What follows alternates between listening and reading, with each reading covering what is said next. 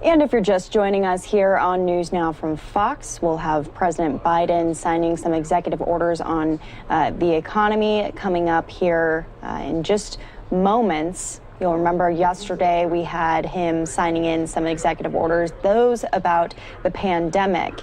And it's likely that we'll have our White House press briefing directly following this update. That's what we saw yesterday with the new press secretary, Jen Psaki. She'll be taking reporter questions as well as updating us on anything new at the White House. But just minutes out here. If you missed those press conferences yesterday, President Biden set out some pretty aggressive plans for his first 100 days in office, including 100 million vaccinations, a mask mandate, and much, much more. So we'll listen in as President Biden will be speaking. Harris and I just received a briefing from our economic team, and we remain in a once-in-a-century public health crisis that's led to the most unequal job and economic crisis in modern history. And the crisis is only deepening. It's not getting better, it's deepening. Yesterday, we learned that 900,000 more Americans file for unemployment. 900,000. They join millions of Americans who, through no fault of their own, have lost the dignity and respect that comes with a job and a paycheck. So many of them never thought they'd ever be out of work in the first place. And just like my dad did when he used to lie awake at night when I was a kid, staring at the ceiling, unable to sleep because he worried about whether or not he was about to lose his health care or whether we were going to have the money to pay the mortgage because of the economic circumstance he was in. And now a lot of these folks are facing eviction, are waiting hours in their cars, literally hours in their cars, waiting to be able to feed their children as they drive up to a food bank. It's the United States of America, and they're waiting to feed their kids. Folks who are able to still keep their job, many have seen their paychecks reduced, and they're barely hanging on and wondering what's next. Sometimes the anxiety about what's going to happen next is more consequential than what actually happened. But this is happening today in America, and this cannot be who we are as a country. These are not the values of our nation. We will not let people go hungry. We cannot let people be evicted because of nothing they did themselves. They cannot watch people lose their jobs, and we have to act. We have to act now. It's not just to meet the moral obligation to treat our fellow Americans with the dignity and respect they deserve. This is an economic imperative. A growing economic consensus that we must act decisively and boldly to grow the economy for all Americans, not just for tomorrow, but in the future.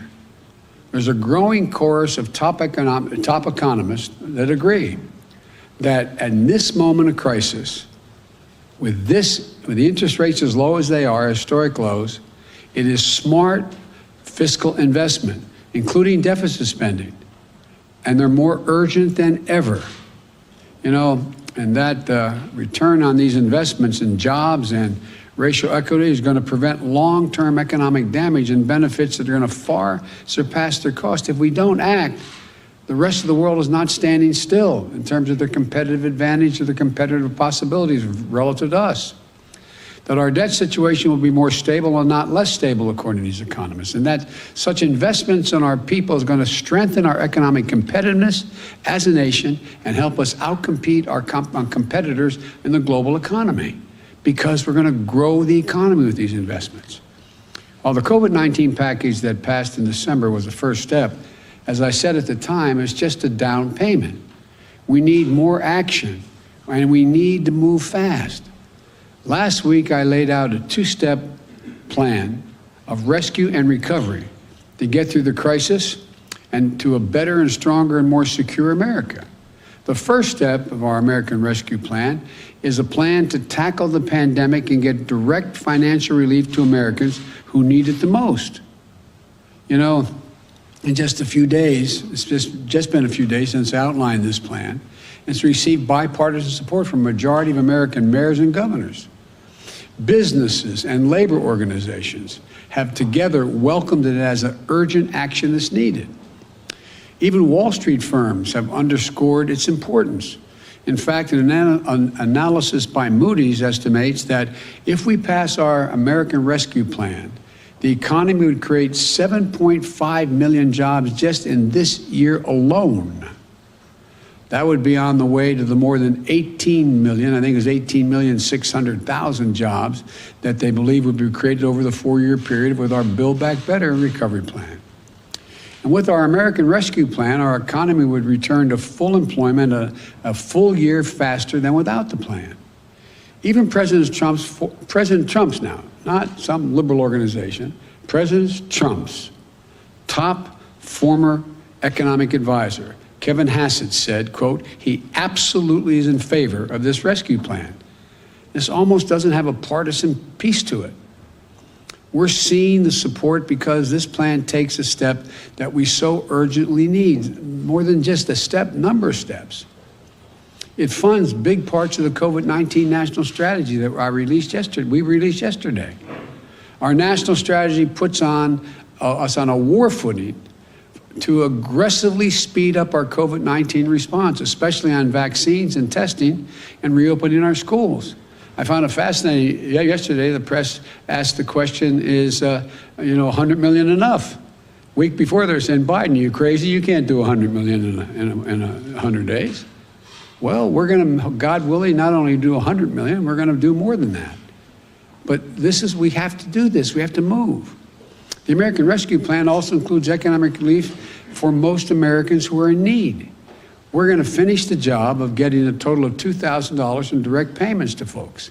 $600, which was already passed, is simply not enough if you still have to choose between paying your rent, putting food on the table.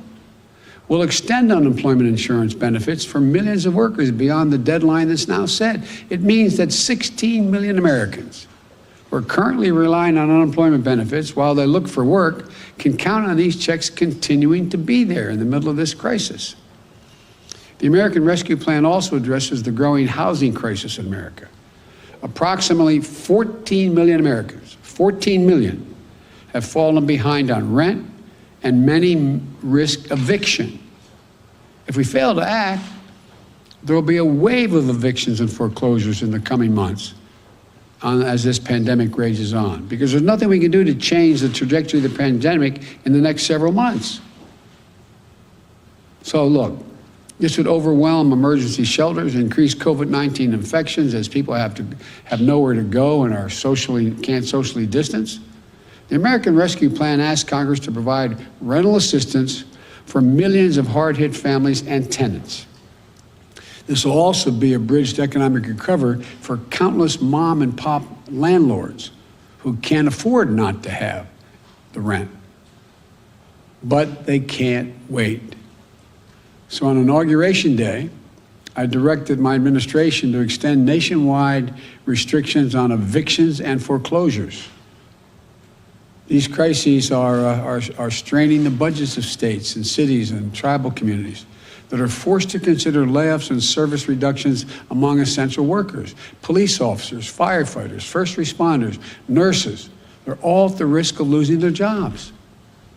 Over the last year, more than 600,000 educators have lost their jobs in cities and towns. The American Rescue Plan will provide emergency funding to keep these essential workers on the job and maintain essential services. Look, it will also help small businesses that are the engines of our economic growth. When you say small business, most people think the major corporate entities are the ones that hire everybody. These small businesses are the glues that hold, and they're important, but these small businesses hold the community, the glue that hold these communities together. They are hurting badly, and they account for nearly half of the entire U.S. workforce, nearly half. Our rescue plan will provide flexible grants to help the hardest hit small businesses survive the pandemic, and low-cost capital to help entrepreneurs of all backgrounds create and maintain jobs, plus provide essential goods and services that communities so desperately depend on. Look, our recovery plan also calls for an increase in the minimum wage, at least $15 an hour. No one in America should work 40 hours a week, making below the poverty line.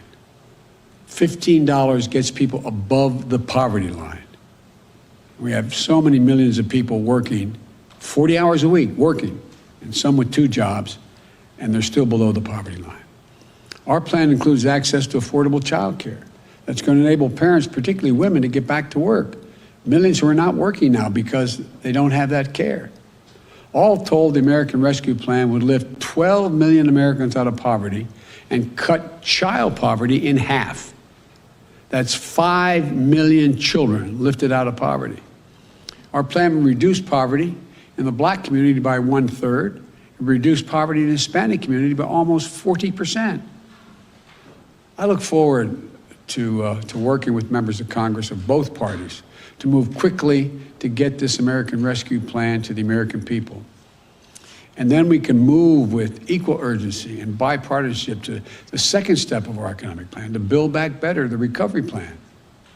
It's a plan that's going to make historic investments in infrastructure, manufacturing, innovation, research and development, and clean energy, and so much more that's going to create millions more jobs, good paying jobs, not minimum wage jobs.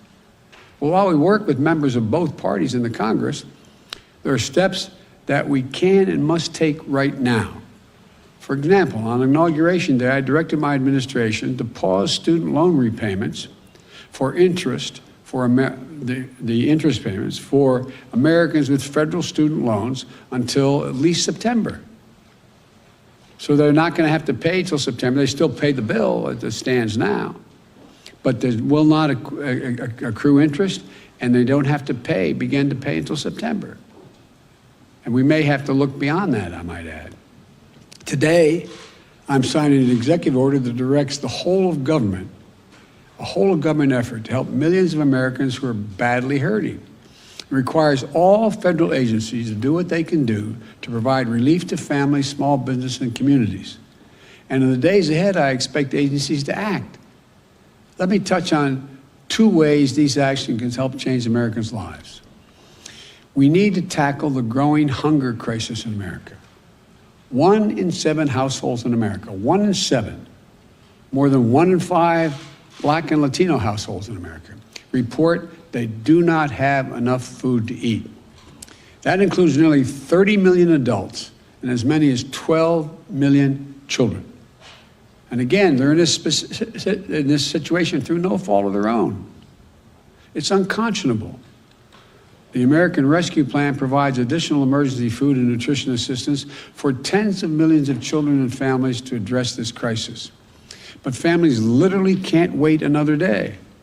As a result of the executive order I'm going to shortly sign, the Department of Agriculture will consider taking immediate steps to make it easier for the hardest hit families to enroll and claim more generous benefits in the critical food and nutrition assistance area.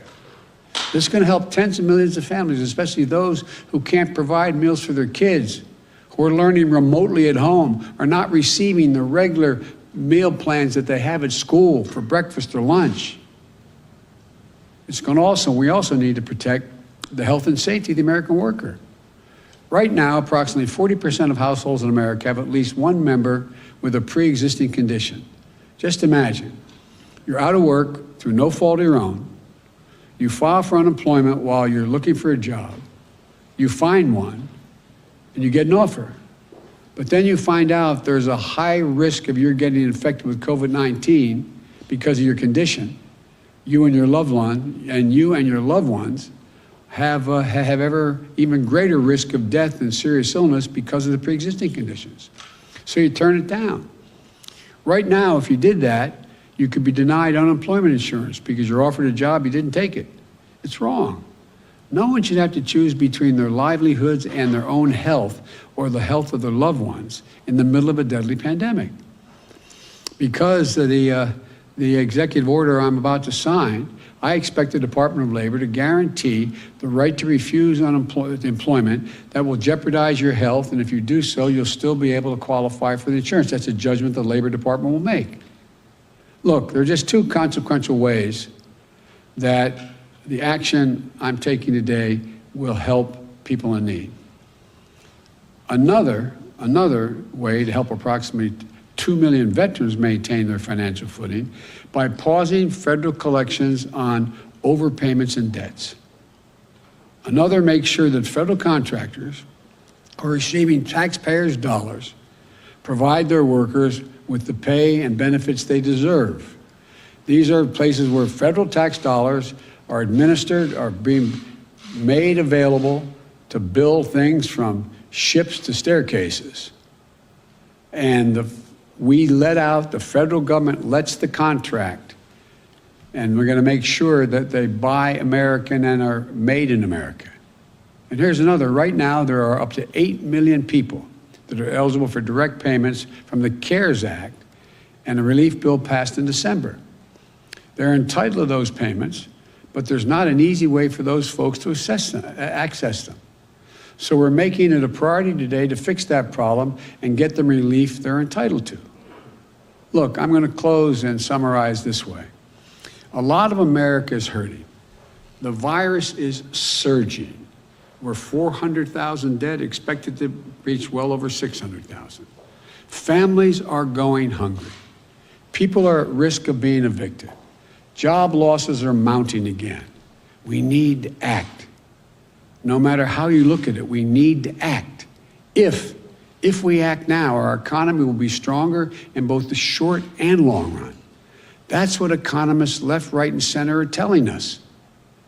Both liberal and conservative will be better and stronger across the board.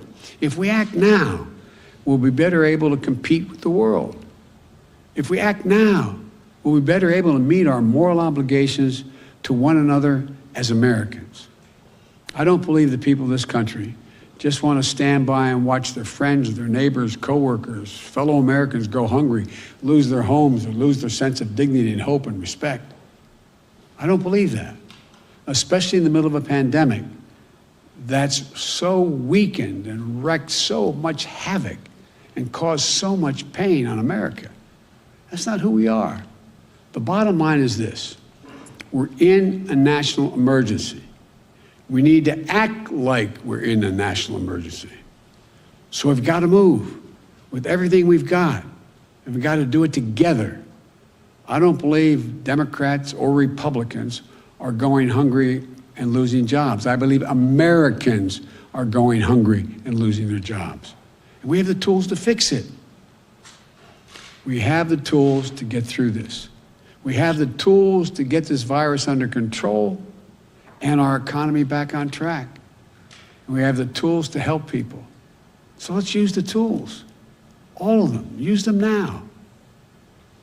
So I'm going to sign this executive order, but let me conclude again by saying, folks, this is one of the cases where business, labor, Wall Street, Main Street, liberal, conservative economists know we have to act now, not only to help people who are in need now, but to allow us to be in a competitive position worldwide and be the leader of the world economy in the next year and 2 and 3 and going forward. So thank you. I'm going to sign this executive order.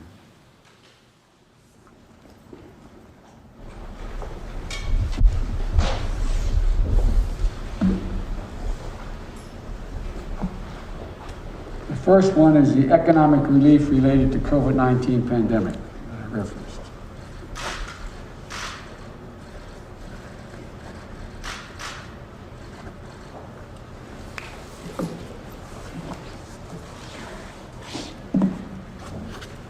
The second one is protecting the federal workforce.